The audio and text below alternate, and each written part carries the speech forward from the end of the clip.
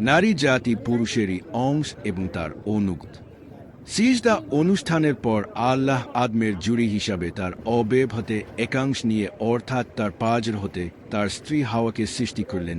১৩ মাটি থেকে সৃষ্ট হওয়া আদমের নাম হিল আদম এবং জীবন্ত আদমের পাঁজর হতে সৃষ্ট হওয়ায় তার স্ত্রীর নাম হিল হাওয়া কুর্তুবী।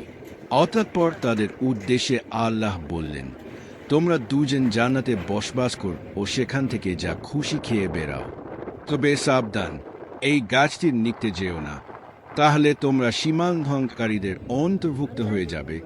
বাকপারা 2:35। এতে বোঝা যায় যে ফেরেশতাগণের সিজদা কেবল আদমের জন্য ছিল, হাওয়ার জন্য না। দ্বিতীয় সিজদা অনুষ্ঠানের পরে আদমের অবয়ব থেকে হাওয়াকে সৃষ্টি করা হয়, উড়বে না। তিনি পৃথক কোন সৃষ্টি ছিলেন না। এতে পুরুষের প্রতি নারীর অনুগামী হওয়া প্রমাণিত হয়। আল্লাহ বলেন, পুরুষেরা নারীদের উপর কর্তৃত্বশীল। নিসা 4:34। অতঃপর বহিষ্কৃত ইবলিস তার প্রথম টার্গেট হিসাবে আদম ও হাওয়ার বিরুদ্ধে প্রতারণার জাল নিক্ষেপ করল। সেমতে সে প্রথমে তাদের খুব আপনজন বনে গেল এবং নানা কথায় তাদের ভুলাতে লাগল।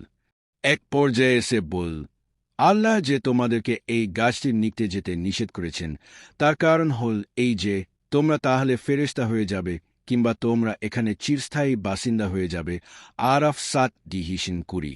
সে অতঃপর কসম খেয়ে বল যে আমি অবশ্যই তোমাদের হিতাকাঙ্ক্ষী। ওই 21।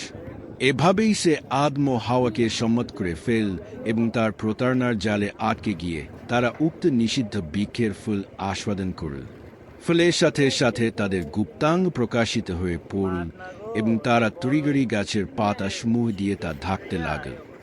আল্লাহ তাদেরকে ডেকে বললেন, আমি কি তোমাদেরকে এই বৃক্ষ থেকে নিষেধ করিনি এবং বলিনি যে শয়তান তোমাদের প্রকাশ্য শত্রু? ওই 22। তখন তারা অনুপ্ত হয়ে বলল, হে আমাদের পালনকর্তা, আমরা নিজেদের উপর জুলুম করেছি। যদি আপনি আমাদের ক্ষমা না করেন তবে অবশ্যই আমরা ক্ষতিগ্রস্তদের অন্তর্ভুক্ত হয়ে যাব। 23। আল্লাহ তখন বললেন, তোমরা জান্নাত থেকে নেমে যাও, তোমরা একে অপরের শত্রু।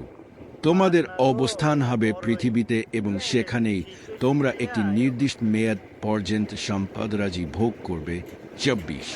তিনি আরও বললেন যে তোমরা পৃথিবীতেই জীবনযাপন করবে, সেখানেই মৃত্যুবরণ করবে এবং সেখান থেকেই তোমরা পুনরুত্থিত হবে। আরাফ 7:20-25।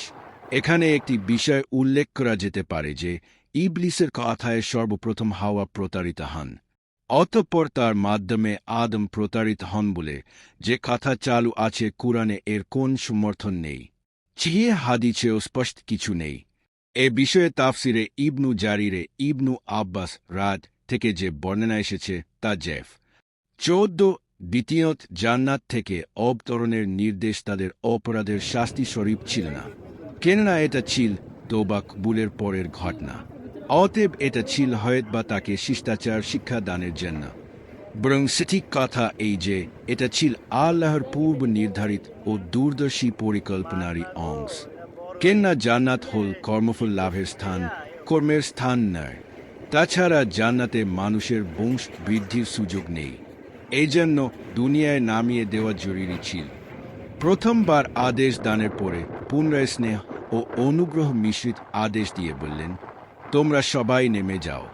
অতঃপর পৃথিবীতে আল্লাহর খলিফা হওয়ার বাকপারা 2:30, ফাতপির 35:39 মহান মর্যাদা প্রদান করে বললেন, তোমাদের নিতে আমার পক্ষ থেকে হেদায়েত অবতীর্ণ হবে।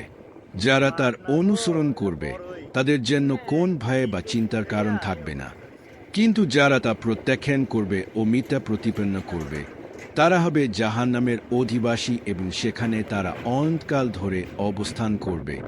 বাকপারা 2:38-39।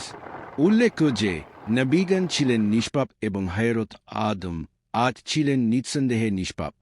তিনি ইচ্ছাকৃতভাবে কোন ভুল করেননি, বরং শয়তানের প্ররোচনায় প্রতারিত হয়ে তিনি সাময়িকভাবে নিষিদ্ধ বৃক্ষের নিকটবর্তী হওয়ার নিষেধাজ্ঞার কথাটি ভুলে গিয়েছিলেন, যেমন অন্য আয়াতে বর্ণিত হয়েছে। অতঃপর আদম ভুলে গেল এবং আমি তার মধ্যে সংকল্পের দ্বিতা পাইনি পোয়াহা কুড়ি ডিহিশন 115। তাছাড়া উক্ত ঘটনার সময় তিনি নবী হননি, বরং পদস্খলনের ঘটনার পরে আল্লাহ তাকে নবী মনোনীত করে দুনিয়ায় পাঠান ও হেদায়াত প্রদান করেন। আরাফ 7 ডিহিশন 122। এখানে একটি বিষয়ে লক্ষণীয় যে ইবলিসের ক্ষেত্রে আল্লাহ বললেন, তুমি জান্নাত থেকে বেরিয়ে যাও, নিশ্চয়ই তুমি অভিশপ্ত। হিজর 15 ডিহিশন 34, আরাফ 7 ডিহিশন 18। অন্যদিকে আদম ও হাওয়ার ক্ষেত্রে বললেন, তোমরা নেমে যাও, বাকপারা 2 ডিহিশন 38, আরাফ 7 ডিহিশন 24। এতে ইঙ্গিত রয়েছে যে ইবলিস কখনোই আর জান্নাতে ফিরে আসতে পারবে না, কিন্তু বনু আদমের ইমানদারগণ পুনরায় ফিরে আসতে পারবে ইনশাআল্লাহ। না, আপনি আমাকে আগুন দিয়ে সৃষ্টি করেছেন এবং তাকে সৃষ্টি করেছেন মাটি দিয়ে। হিজর 35।